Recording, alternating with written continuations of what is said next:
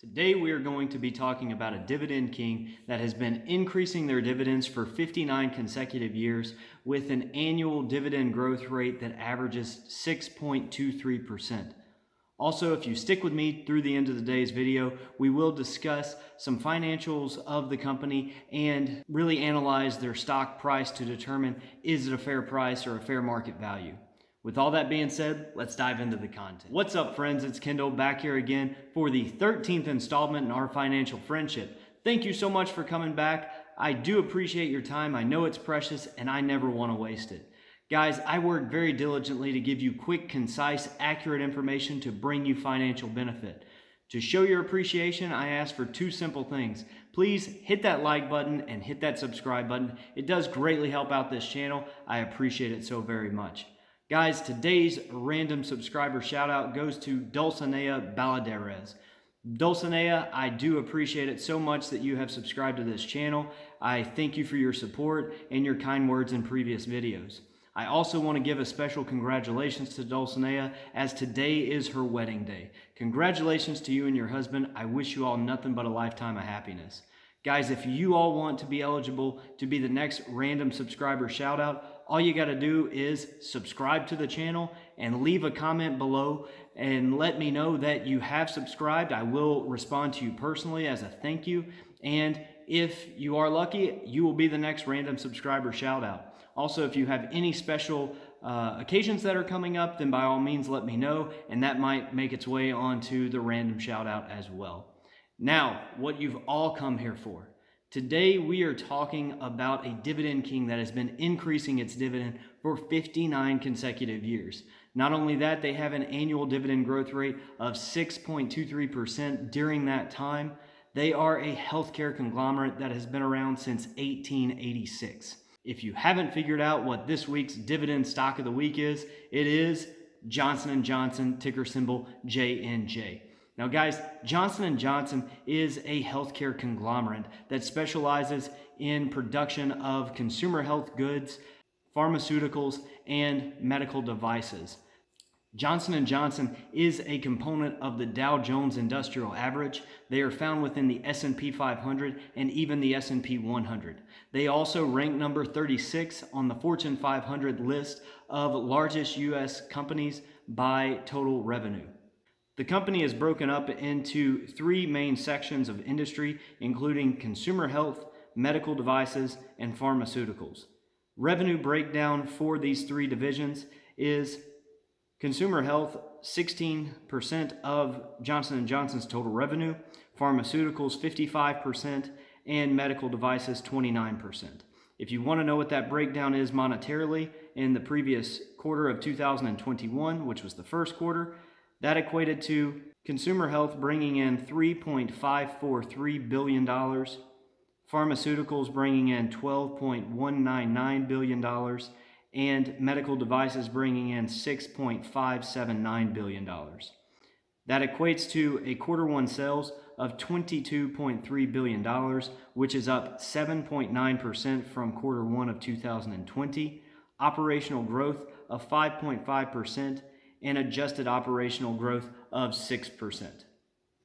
Now, you may be shocked to find out that Johnson & Johnson brings in, on average, $5.5 billion in revenue every single month. Well, if you're shocked by that, it's probably because you do not understand just how large this company is. This company is essentially so large that it could really be a healthcare ETF in and of itself. They own so many different brands, and let's take a look at some of them right now. Johnson & Johnson owns so many brands depicted in this image. Some of the most well-known brands include Neutrogena, Aveeno, Rogaine, Janssen, Splenda, Tylenol, Motrin, Zyrtec, Benadryl, Listerine, Band-Aid, and the list goes on and on from there. A lesser-known company that you may not know what it is DePuy Synthes. Now, DePuy Synthes is a medical device company that specializes in orthopedic implants. Now, I personally am an orthopedic surgery PA, so I can tell you that the pandemic definitely hit that sector because elective surgeries were canceled for a prolonged amount of time throughout many states for a couple reasons. Either limited beds in the hospital, limited staffing due to people having to quarantine if they contracted COVID, and also the preservation of PPE. Now, DePuy Synthes did have a definite decrease in the revenue in 2020, but Johnson & Johnson made up for that. And the way that they made up for that is with their one-shot COVID-19 vaccine. Johnson & Johnson expects to produce approximately $2.5 billion in this year alone in profits from their COVID-19 vaccine. Now let's dive into the stock analysis of Johnson & Johnson. As of August 7, 2021, Johnson & Johnson has a stock price of $173.01. They have a market cap of $455.71 billion with 2.63 billion shares outstanding. They have a dividend yield of 2.45%, which equates to $1.06 per share quarterly. They have a PE ratio of 26.03 and an EPS of $6.65. Now, some of you may be worried about that $173 stock price. Well, guys, if you are worried about it, it's understandable. This company actually does have a bit of a high price to earnings growth or PEG ratio at about 1.9. Now, anything north of 1 is considered risky, and some would even say overvalued. But let's take a look at some of the analysis by TipRanks and by MarketBeat to determine what their stance is on this company. Now, MarketBeat shows an estimated target price of $190 per share for the month of August 2021, which is approximately 10% above the current stock price. TipRanks gives the company a smart score of 9 with an average target stock price of $193.33, making it a strong buy. There you have it, guys. I know we've covered a lot of information in today's video. If you feel like you've missed any of that information, please do not hesitate to go back, watch it again. That way you do not miss any of that valuable information. Speaking of valuable information, if you missed last week's dividend stock of the week, we discussed STAG Industrial.